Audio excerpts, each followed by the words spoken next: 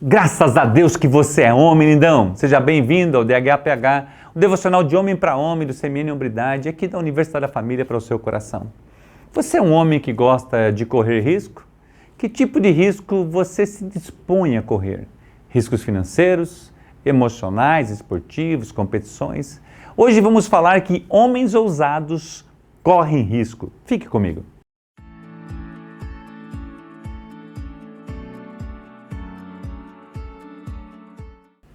Paul Cole compartilha uma história muito interessante no seu livro Homens Ousados, da qual estamos estudando juntos há alguns meses. Sulias Curulo mora na região de Fiji.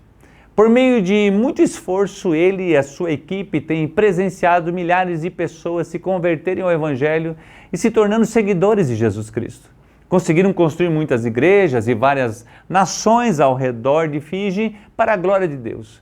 Mas Paul compartilha que quando o pastor Sully começou, eles tinham apenas o desejo de se tornarem homens ousados.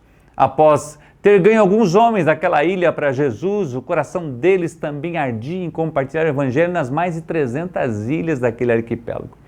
Com esse forte desejo no coração, eles começaram a pregar o evangelho de dois em dois, casa por casa, e foi uma bênção. Mas, porém, começou as perseguições e por essa região tinha índios que não gostavam muito dos evangélicos. Chegou o tempo que eles conseguiram percorrer quase todo o arquipélago de Fiji, mas centenas de outras ilhas do Pacífico Sul ainda não tinham chegado às boas novas de Jesus Cristo. A ilha de Malataia, localizada nas Ilhas Salomão, era o lar da tribo Kaio, o que tornava letal essa missão.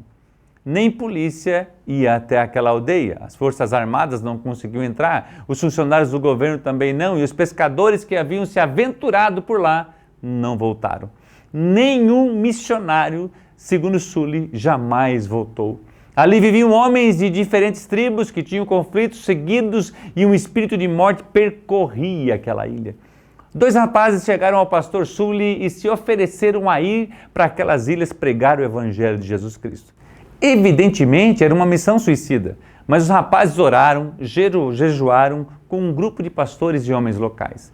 Quando oraram, clamaram por proteção e pelo poder de Deus em suas vidas. Embarcaram em um barco e se dirigiram à ilha. Logo que chegaram lá, foram capturados por alguns homens e vale dizer que essa tribo, Kaio, eram canibais. Foram levados, então, por esses guerreiros a uma assembleia que estava acontecendo entre os índios e então foram colocados em uma prisão, onde somente a lama em seus pés como um piso. Oraram juntos, pois estavam em uma situação muito difícil.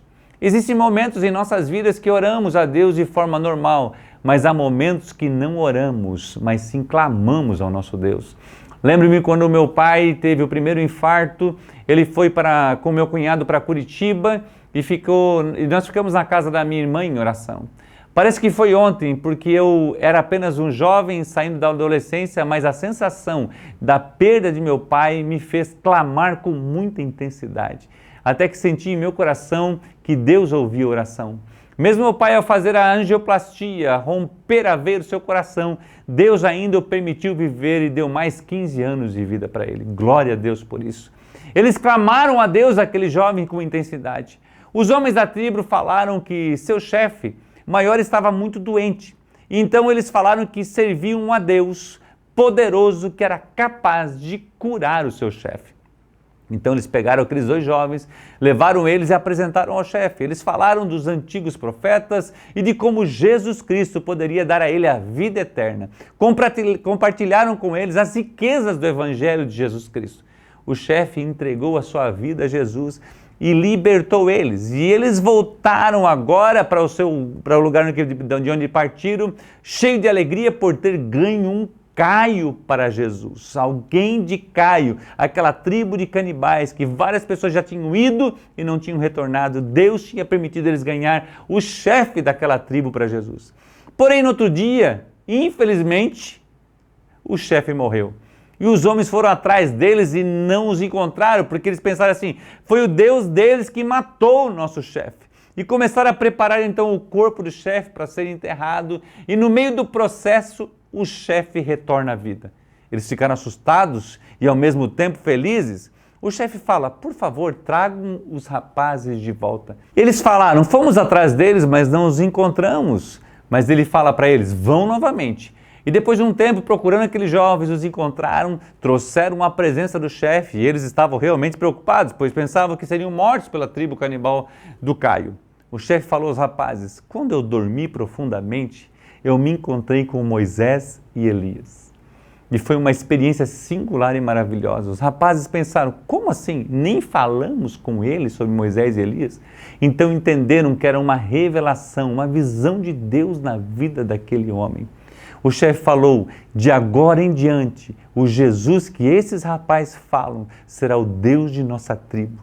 Agradeceu os jovens pelas boas novas. O que aconteceu depois? Poucos dias depois o chefe veio a falecer, mas agora os rapazes foram convidados a discipular aquela tribo ao Evangelho de Jesus Cristo para a honra e glória de nosso Deus.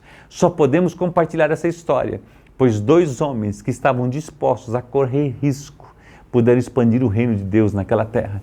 O tema de hoje é homens ousados correm risco. Isso que os homens ousados devem fazer. Esse é um nível de alegria sem igual. Essa é a aventura para a qual fomos chamados. Paul comenta ainda que teve o privilégio de estar com Soia, de ouvir essa história da própria boca dele. Fomos chamados para fazer história. Mas como queremos fazer história se não estivermos dispostos a correr risco? Quando viemos para a missão, Gladys, Gabi e eu, deixamos nossas profissões, a igreja na qual nós amávamos, amigos, cidade, parentes e viemos para o UDF ser missionários. Que alegria poder compartilhar isso com vocês no dia de hoje. Hoje com muitas histórias lindas para contar e compartilhar e pensando como largamos tudo isso para vir para Pompeia. A resposta é Deus. Se coloque na disposição dele, aguce os seus ouvidos à voz dele e se coloque à disposição para correr risco em prol de uma vida com Jesus. Se precisar mudar de emprego, mude. Se precisar mudar de posição, mude. Se precisar abandonar o hobby do coração, abandone. Paulo abandonou os privilégios de ser fariseu naquela época para correr muitos riscos para pregar o evangelho. Foi decapitado, mas as suas mensagens percorrem o mundo como se ele estivesse ainda vivo. O que você está esperando para ser um homem ousado? Se conforme a Cristo, seja um homem de verdade, um marido que agrade o coração de Deus e um pai que envia a mensagem para a próxima geração, formando os filhos para a glória de Deus. Não aceite a meia nota, com o risco de perder o negócio, mas não negocie seu caráter. Como disse alguém, se você perder o dinheiro, não perdeu nada. Se perder a saúde, perdeu alguma coisa. Mas se perder o seu caráter, você perdeu tudo. Uau! Venha caminhar conosco através do currículo CMN Hombridade e vamos juntos nos capacitar a sermos homens ousados que estão dispostos a correr risco. Quero terminar esse devocional com um texto bíblico do apóstolo Paulo, que foi um dos homens que correu riscos profundos para pregar o evangelho. Em Atos capítulo 21, 10 a 14, a Bíblia diz, depois de passarmos ali vários dias, desceu da Judéia um profeta chamado Ágapo. Vindo ao nosso encontro, tomou o cinto de Paulo e, amarrando nas suas próprias mãos e pés, disse, assim diz o Espírito Santo, desta maneira os judeus amarrarão o dono desse cinto em Jerusalém e entregarão os gentios. Quando ouvimos isso, nós e o povo dali rogamos a Paulo que não subisse para Jerusalém. Então Paulo respondeu, por que vocês estão chorando e partindo no meu coração? Estou pronto não apenas para ser amarrado, mas também para morrer em Jerusalém pelo nome do Senhor Jesus. Como não pudemos dissuadi-lo, desistimos e dissemos, seja feita a vontade do Senhor. Uau, que decisão! Homem ousado corre risco. O que ardia no coração do Paulo era compartilhar da palavra de Deus. O que está ardendo no seu coração? Você está disposto a correr o risco de enfrentar as dificuldades, enfrentar os desafios e fazer diferença na sua família, na sua cidade, na sua igreja, na sua casa, no seu trabalho, em todo lugar que você estiver, para que o Evangelho de Jesus Cristo, que é poder de Deus para a salvação de todo aquele que crê, possa alcançar muitos corações através do seu testemunho. Por quê? Porque nós somos CMN, nós resgatamos homens, nós resgatamos famílias, nós resgatamos o Brasil. Que Deus te abençoe e um grande abraço.